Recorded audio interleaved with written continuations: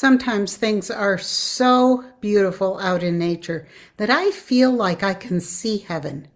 I feel like I may be in heaven, as much in heaven as we can be here. My guides and angels have talked about the dimensions as being quantified by the amount of light.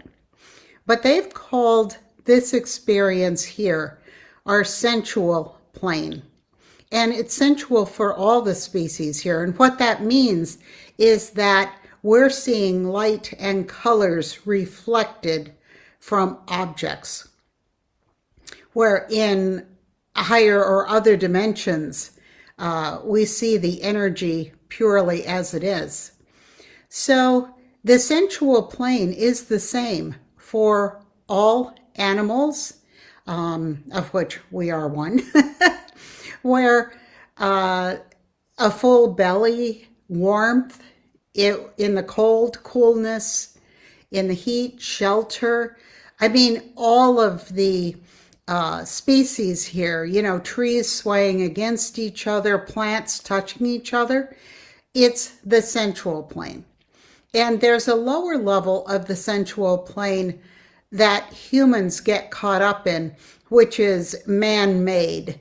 And the colors are, they equated it to a robber baron's train, incredibly ornate on the inside, brasses, golds, black lacquered tables, plush velvet, like Madonna sings in the material world, basically. So there's a sensual world that naturally occurs, and then there is a somewhat artificial sensual world that humans create for themselves. And they talked about the underworld, but not as being under, but as being inward. So inward from this purely sensual experience that we have here is a dimension where the light is brackish. It's like a more unenergized materialization. The air could be a little smoky or seeming smoky. There's less light, so it's dimmer. It's basically just dimmer. And people are living and working in this level of experience too, inward from the purely sensual. And they pick up things, they push things, they do their work, they provide a living. They're very busy, but it's like a dim factory. There's less inherent light in their perception of their surroundings.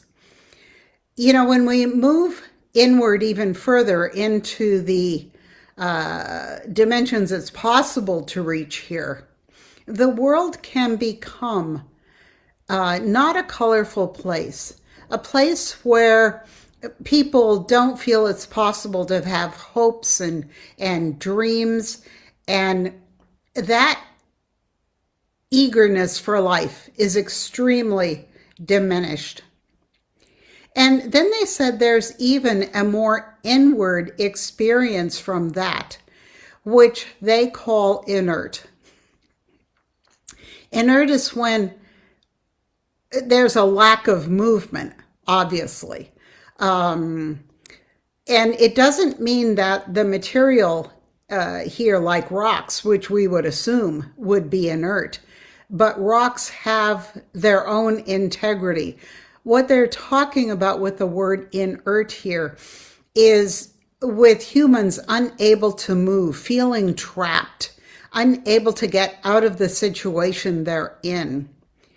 And it's like a xylophone. I mean, we move from these almost like steps on a ladder. We move back and forth because of different reasons.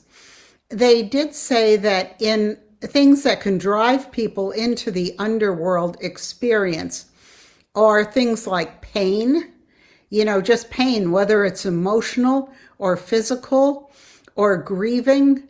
I mean, I've heard grieving people say that they feel like they're in a completely different world than the rest of the people around them. And the category of pain also included something called insatiable needs. And insatiable needs, we could think of people as having or needing to make much more money than they would ever need to exist, but yet hoarding it. That's an insatiable need. Another insatiable need happens in addictions where, there's never, you want more of the same thing constantly. And we're walking by people living in these conditions all the time. We ourselves move in and out of it.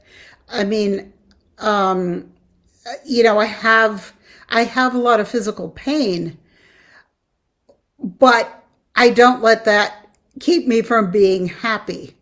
It did for a very long time, and I had to crawl out of that hole.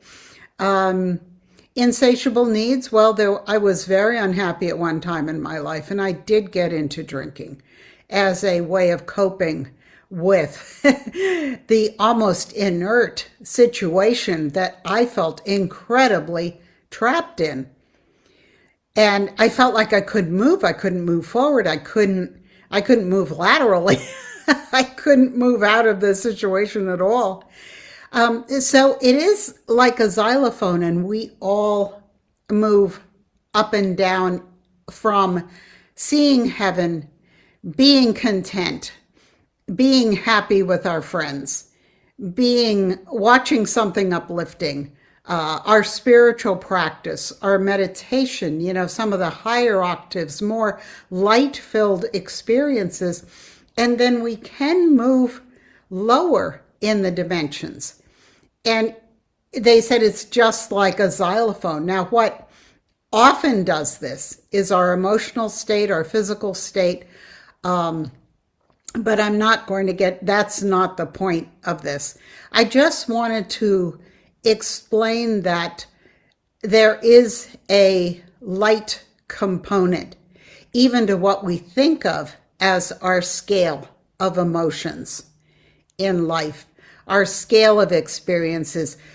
If you think about it in terms of light, what I'm seeing when I see heaven here around me and in the leaves of the trees that reflect light so brilliantly, just seeing green after our winter is like seeing heaven.